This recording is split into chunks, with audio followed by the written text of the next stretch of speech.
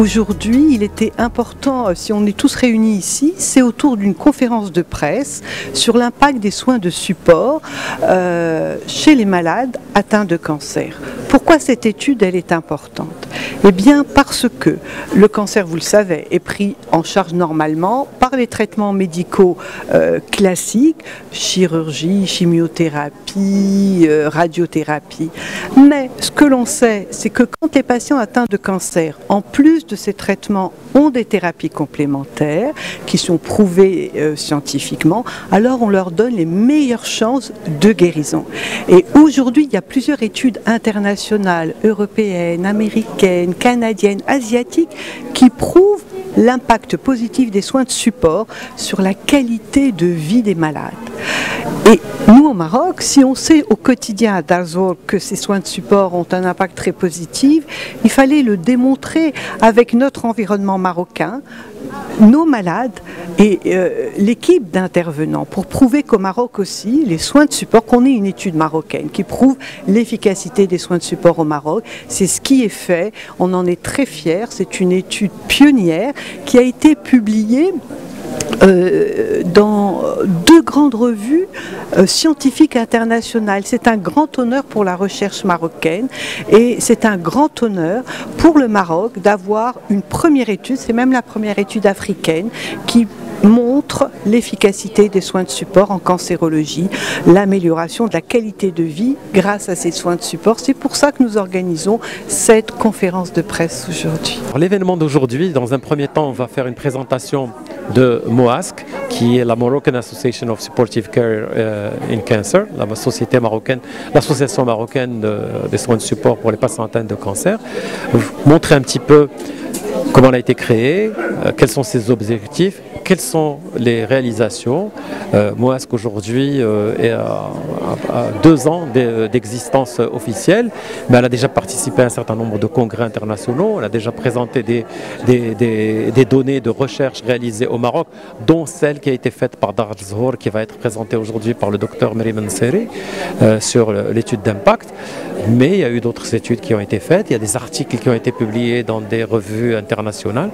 Et donc cette activité de MOASC, on veut essayer de la faire écouter et voir et toucher par le plus grand nombre de personnes pour qu'on ait de plus en plus de gens qui puissent venir et adhérer à MOASC. MOASC a besoin de fédérer les gens autour, comme aujourd'hui nous avons réussi à fédérer un certain nombre d'associations, dont Dar Zour, dont NAB, dont la Fondation Leila Selma, dont les Amis du Ruban Rose.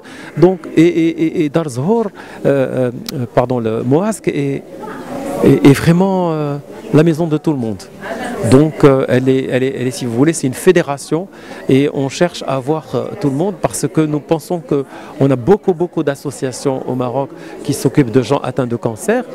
Chacun travaille un petit peu dans son coin, chacun fait du bon boulot, mais ce boulot pourrait être encore meilleur et encore plus profitable à tout le monde si on était unis et si on allait vers les décideurs, si on allait vers les syndicats, si on allait vers la CGEM, si on allait vers les parlementaires, en front uni, en leur disant, écoutez, nous, patients, médecins, soignants, soignés, société civile, tous ces gens-là qui participent de près ou de loin à la prise en charge du cancer, on vient vous soumettre telle proposition, telle proposition, telle proposition. Je crois que les politiques et les décideurs seraient heureux que quelqu'un leur souffle dans l'oreille les meilleures solutions et comment pouvoir faire des choses. Parce qu'au Maroc aujourd'hui on perd beaucoup d'argent.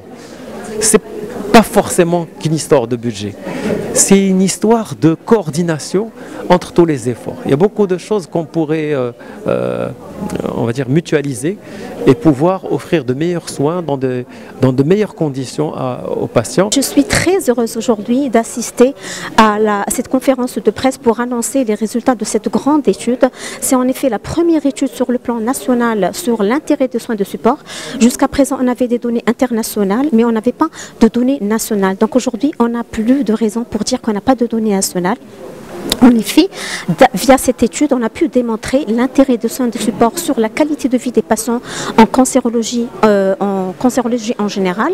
Via cette étude, la qualité de vie est améliorée, aussi bien la qualité de vie mentale que physique que sociale.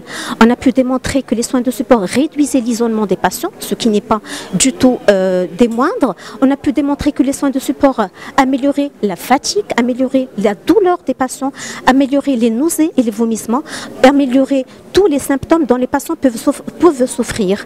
Et ça n'a pas été une tâche facile de démontrer tout ceci. Donc via cette étude, nous espérons enfin que les soins de support soient une prescription médicale, mais non médicamenteuse, que l'oncologue lui-même ou que le médecin lui-même prescripteur prescrit les soins de support comme ça se fait dans les autres pays.